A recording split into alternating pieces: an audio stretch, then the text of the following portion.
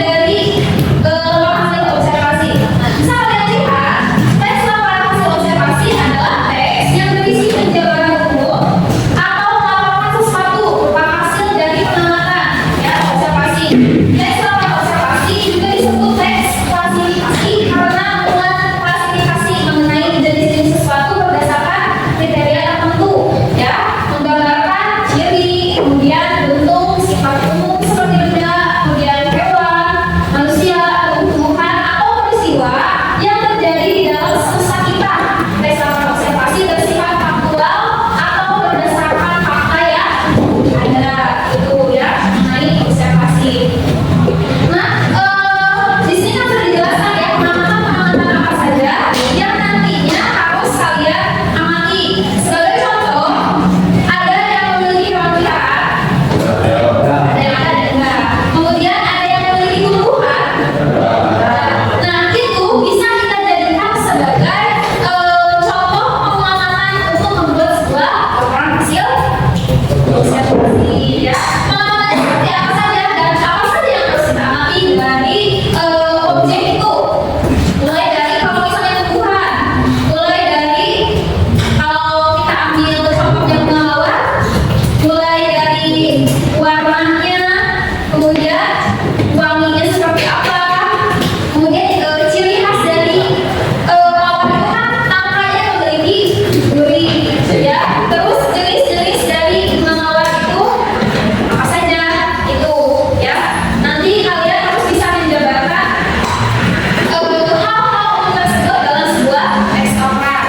Nah, selain itu, jika kalian sudah memahami mengenai teks laporan hasil observasi, kita juga harus tahu ciri-ciri dari teks laporan hasil observasi itu apa saja, ya.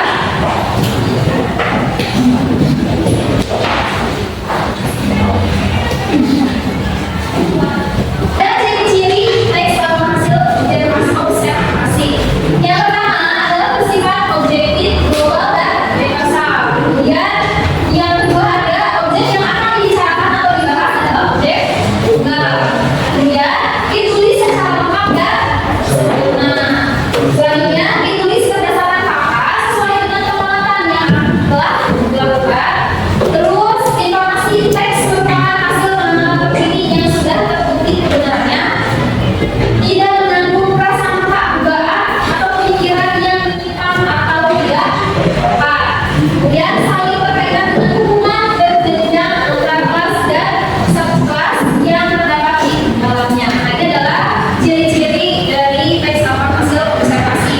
Yang dimana intinya ciri-ciri ini adalah bersifat fakta ya, karena kalau kalian ingin membuat sebuah laporan, misalnya laporannya adalah mawar yang kalian amati, mulai dari seperti tadi warna, wangi, kemudian jenisnya, tumbuhnya itu bisa sampai berapa senti, tapi yang kalian laporkan adalah mengamati. Nah, tidak boleh seperti itu. Jadi yang ditulis itu harus berdasarkan fakta apa yang kalian amati secara langsung gitu.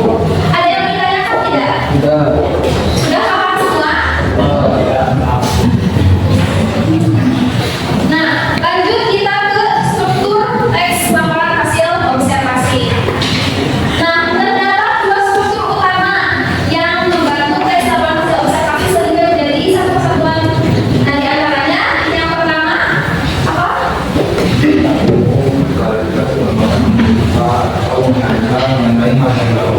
Tapi ini yang disampaikan bahwa benar-benar di dunia bisa diklasifikasikan berdasarkan kriteria persamaan dan perbedaan. Yang kedua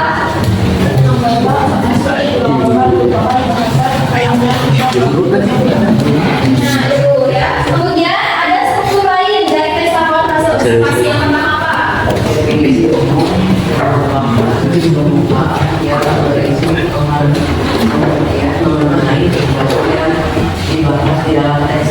Yang kedua Definisi bagian merupakan bagian yang berisi ide pokok dari setiap persyaratan kalau penjelasan. atau penjelasan. Yang ketiga Definisi manfaat merupakan bagian yang menjelaskan manfaat dari sesuatu yang dilaporkan. terakhir Boleh? Definisi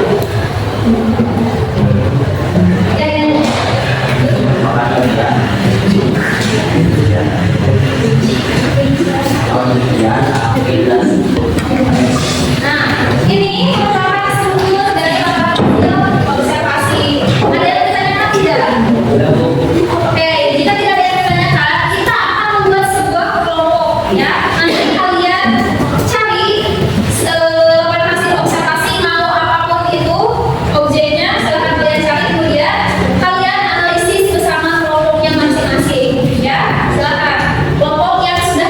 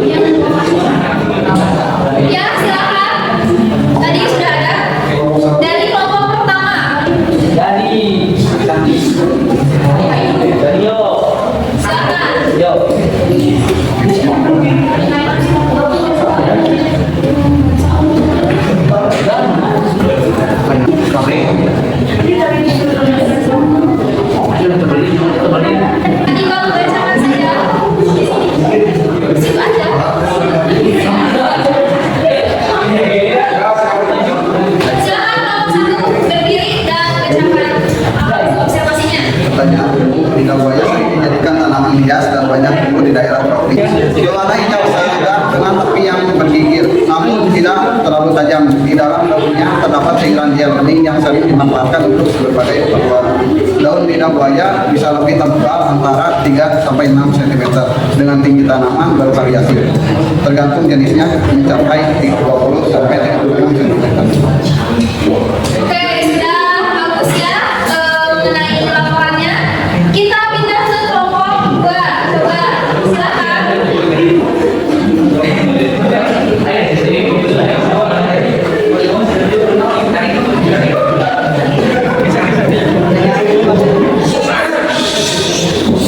Pertanyaan atau klarifikasi ternyata berisi pembuka atau mengantar saya yang akan disampaikan.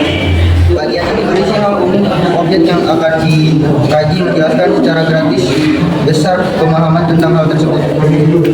Deskripsi bagian 2. Deskripsi bagian berisi penjelasan detail dan spesifik mengenai bagian-bagiannya. Bisa berupa ciri-ciri struktur atau karakteristik. Terima kasih untuk kelompok 2. Selanjutnya yang terakhir adalah kelompok 3. Silakan untuk kelompok 3.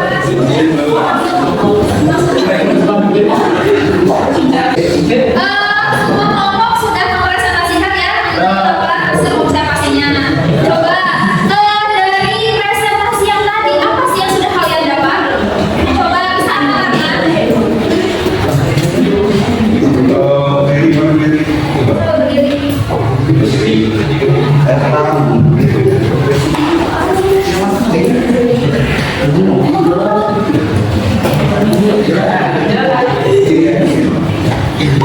Apa sih yang kalian dapat dari yang telah tadi kita lakukan presentasi mengenai tes laporan hasil observasi?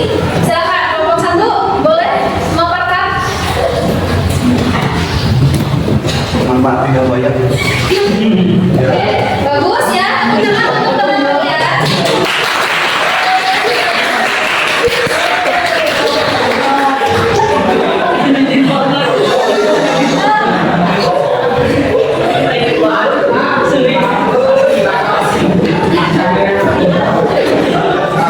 Ya, silakan. Boleh berdiri. Dari hasil tadi bisa bisa mengetahui soal struktur teks observasi dan ciri-ciri teks observasi dan bisa membuat teks laporan hasil observasi. Oke, bagus ya. Kita ikutan apresiasi.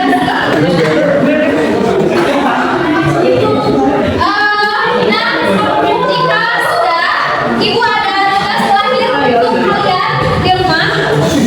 Silakan kalian cari objek yang ada di rumah, ya. Baik itu misalnya kalian memiliki hewan peliharaan seperti kucing, domba, atau memiliki tanaman di rumah, tanaman hias apapun itu yang ada di rumah. Kemudian kalian buat laporan hasil observasinya, ya. Bisa dipahami? Bisa.